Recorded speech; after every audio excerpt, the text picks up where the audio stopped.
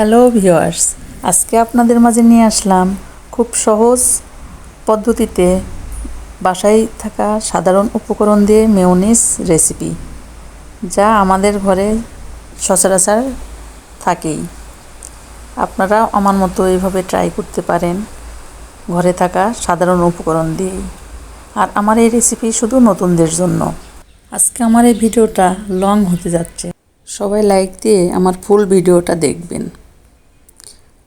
প্রথমে 2টা ডিম, কাঁচামরিচ, 1 ফালি লেবু,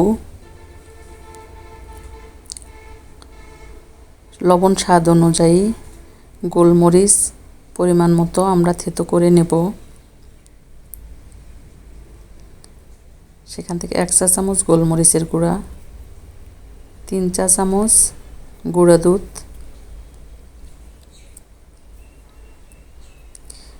3 চা চামচ চিনি, তেল প্রয়োজন মতো।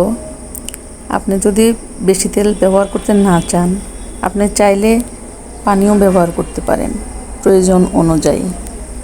এই তো আমার মেয়োনিজ রেডি হয়ে গিয়েছে। এখন আমি এই মেয়োনিজ 2 ভাগে ভাগ করে নেব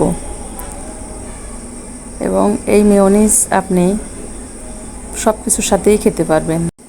আজকের মেয়োনিজে আমি কিন্তু রসুন ব্যবহার করিনি, কারণ আমি কাঁচামরিচ দিয়েছিলাম। অর্ধেক মেয়োনিজটাই আমি টমেটো সস ব্যবহার করব। তাহলে তৈরি হয়ে গেল 2 রকমের মেয়োনিজ। আমার ভিডিওর মাঝে কোনো ভুল ত্রুটি হলে আপনারা আমাকে ক্ষমা সুন্দর দৃষ্টিতে দেখবেন।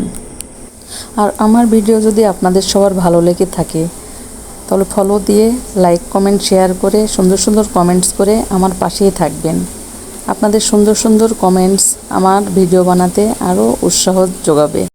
আমার কথার মাঝেও কোনো ভুল ত্রুটি হলে আপনারা ক্ষমা সুন্দর দৃষ্টিতে দেখবেন। ভালো থাকবেন সবাই। আল্লাহ হাফেজ। আসসালামু আলাইকুম।